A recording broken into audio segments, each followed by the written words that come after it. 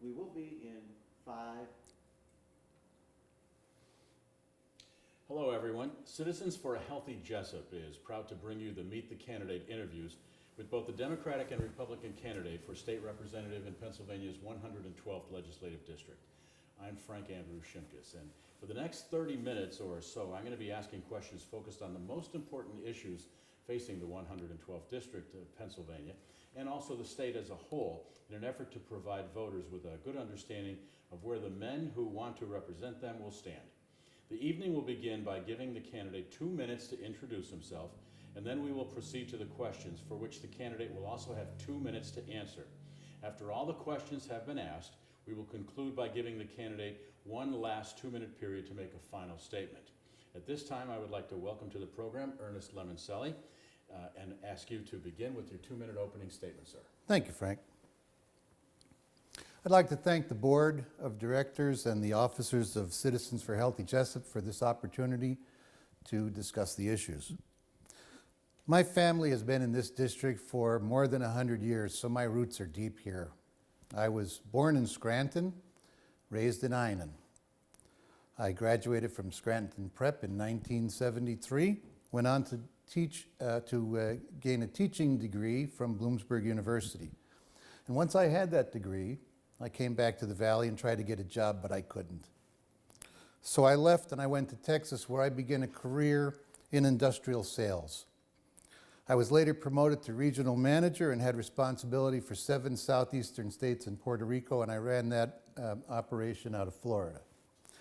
My responsibilities included customer service, negotiations, problem solving, human resources, and budgeting, among others. Nowadays, my wife and I have a travel business. I have never run, nor have I ever held a political office. I want to bring greater transparency to the 112th district. All state spending needs to be online real time, and I'll work to make that happen. It's being done right now in Ohio. Any expenses my office generates will be easily available to anyone that wants to review them. I want to bring accountability to the 112th district. I'll produce quarterly reports to tell you what has been done in the last 3 months and what we see coming up in the next few.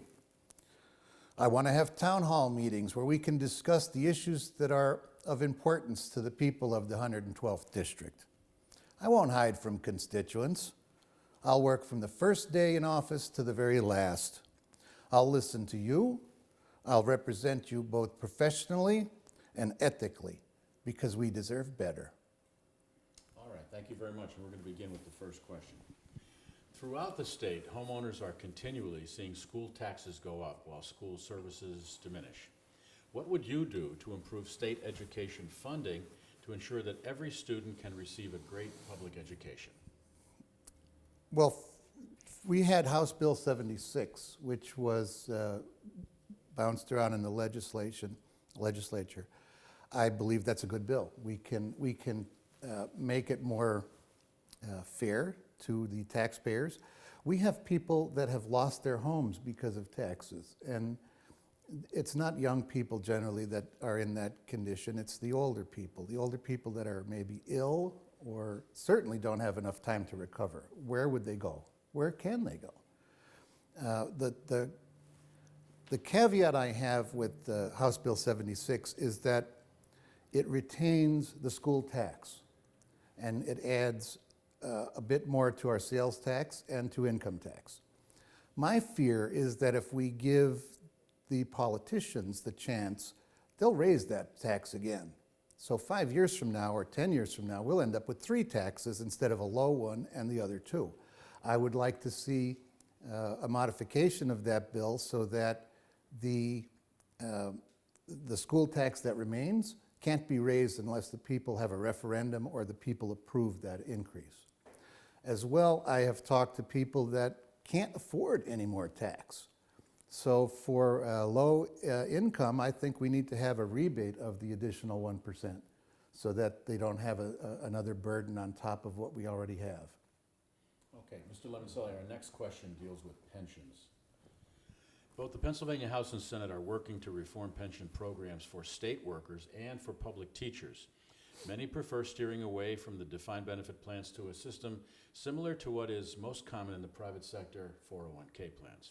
What is your position on state pension reform, and how do you believe this issue should be handled moving forward?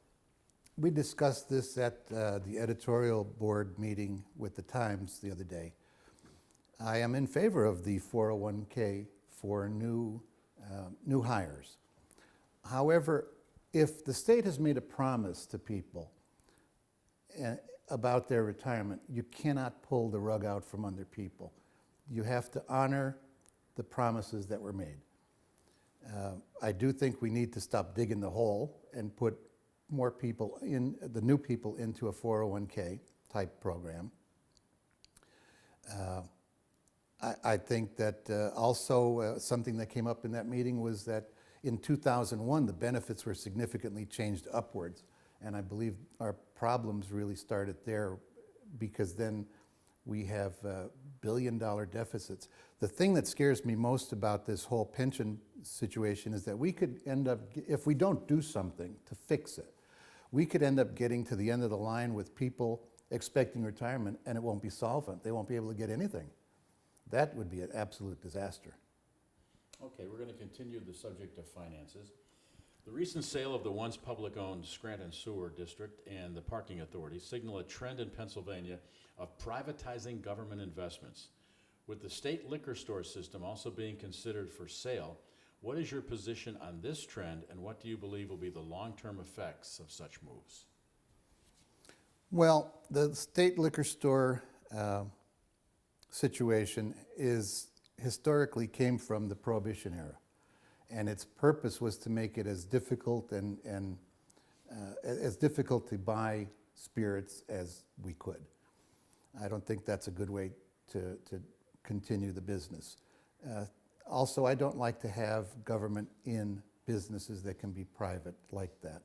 However, in Lackawanna County, we have 13 state stores. There are a lot of people that work there, are depending on that for their income and to support their families. Some are close to retirement, some have many years in but need 2 or 3 or 4 more years to finish their retirement. I don't think we should abandon these people and change the liquor stores into private in one fell swoop. We can do this over time. We can offer early retirement in some cases. We can give preferential treatment to move into other state positions with any training that's necessary. There are many things that can be done to mitigate the impact of privatizing liquor control. And one thing is to take it slow. We could do, for instance, I believe it's Tunkhannock has 1 state store. So perhaps we start in the more rural areas where we can absorb the smaller number of employees, as opposed to Lackawanna County, where there are so many. The bottom line is we have to take care of the people that have been promised these jobs, that have had these jobs and done these jobs well. And that's where I'm going with that. Okay. The next question deals with a subject that has been and continues to be an important topic for the 112th District. One of the largest power plants in the nation is currently under construction in Jessup, with another power plant already planned for Archbald and a 50-year landfill expansion under consideration in Dunmore. Do you believe there is a limit to how much of this type of development our region can withstand? And would you commit now to standing with citizens to fight for legislative change that would guarantee fair compensation for hosting such industrial development? I have in the past stood with the people here at Citizens for Healthy Jessup. I have addressed the meetings myself. I have also addressed DEP at a hearing and support the Friends of Lackawanna. We're being overburdened by polluting industries. And as far as the landfill goes, I think we need perhaps to have a legislative moratorium on expansions and on new dumps until there's proven requirements for that capacity. Senator Casey has a bill called the Trash Act, which would allow more local control of what comes into our state. We're the #1 acceptor of trash in the United States. We even had trash come in from Puerto Rico, believe it or not. I think the more we can push back to local control, the better off we are. One of the reasons I even got into running for this office is because of the power plant in Jessup. I saw concerned citizens that were pretty much pushed aside. Their concerns were not heard, and if they were dismissed.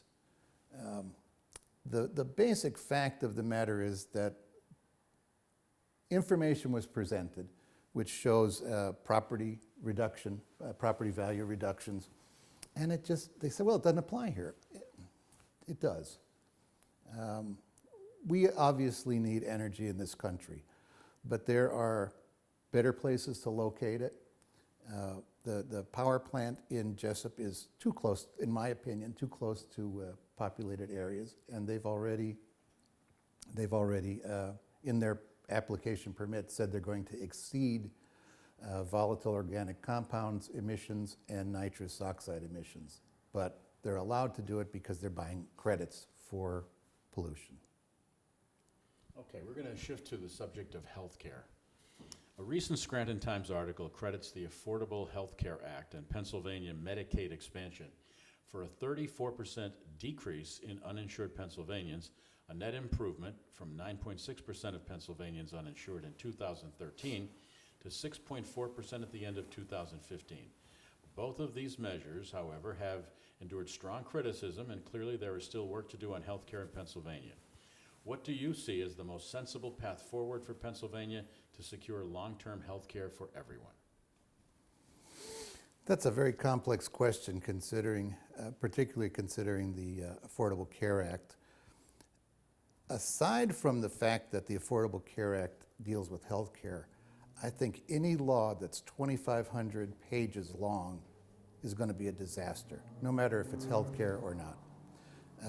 I think one of the ways we could provide health care is to have money set aside for catastrophic illness for the chronically ill, so that it doesn't drive the premiums up for everyone else. What I'm seeing reported is that major companies like Aetna are getting out of the exchanges. They are losing money left and right. I've heard that it will implode financially in 2017. If that happens, we're in really deep trouble.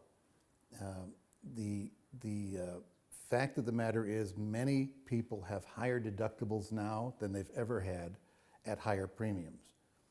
And with high deductibles, you just can't expect to meet those and have an insurance as we were used to in the past, where it was an 80-20 and you had a reasonable deductible. We do need to take care of our people. We need to take care of our children and our elderly. And it's a complex answer to that question. And I would like to have the opportunity to debate this with the lawmakers in Harrisburg. Okay, we have two more questions, sir. How would you rate the effectiveness of Keystone Opportunity Zones as job creation tools? And how would you market the 112th district to attract significant family-sustaining jobs?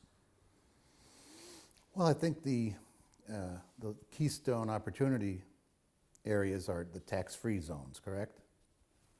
That definitely attracts business. It worked very well in Puerto Rico, where the federal government gave them a 25-year tax holiday. We had many factories down there making medicines and electronics. So they do attract business, but you have to have a more business-friendly environment than just that. I think our regulations can be onerous. Our corporate income tax is 9.9%, I believe. It's very high compared to the rest of the state. So we have to address that as well. I would like to have us concentrate more on technology jobs, specifically tech support. tech support in the air. There are two kinds. There's commercial and there's industrial tech support. Commercial would be you call and get somebody and they say, well, gee, just plug your printer in and it'll work. The other is industrial, where you are an engineer or a repair person and you're an engineer. You need to speak to someone and find out specific information about a circuit or a motor or something you're working on. We could have those kind of jobs here. They don't pollute. They're very nice jobs. They have high-paying incomes. And I would urge our colleges to start looking at training people for that as well. We can go after food production jobs. Just a few months ago in the paper was an article about the high cost of producing food in plants in California and New York. We need a representative. We need a state organization to go and help us, just as New York is. You've seen the ads for New York trying to get jobs to come to New York. We need to do some proactive things here to bring jobs, because they're just not going to show up. All right, our last question, sir. As we are in the midst of a hotly contested presidential election year, how would you compare your political views with the views of the candidate running for president in your party? Well, I definitely want to bring jobs to the area. That's a big need for this area. As I said, I left after graduating in 1973 because there were no jobs. And if there were, I wasn't connected enough to get one. I think we need to level that playing field. We need to bring more economic opportunity here, because I think people are tired of educating their children here and grandchildren and seeing them move away because there's no economic opportunity. So from that point of view, I think we're very closely matched on job creation and getting rid of what causes a non-business friendly environment. Okay, that concludes our questions, but we'd like to give you 2 minutes, sir, for a closing statement. Well, thank you, Frank.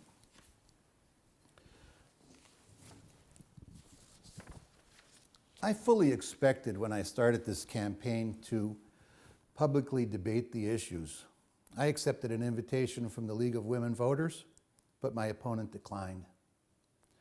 I accepted an invitation from the editorial board at the Scranton Times to meet with them and discuss the issues, and that was reported in the newspaper last week. My opponent declined. I tried to make this interview into a debate by suggesting I wouldn't show up if he didn't want to meet at the same time in the same place and answer the questions at the same time. He declined.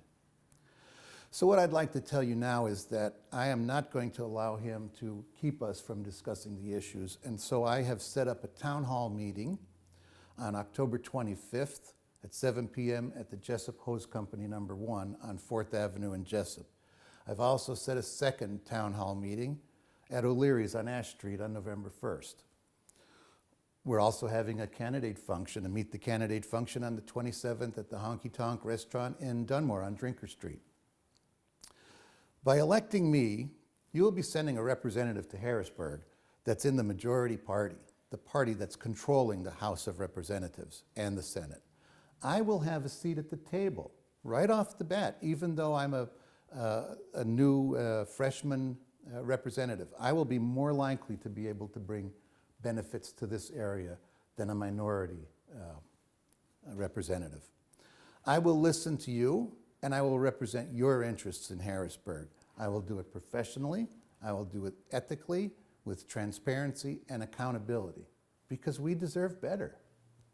Thank you, sir. And that concludes today's interview with Ernest Lemoncelli, candidate for state representative in Pennsylvania's 112th Legislative District.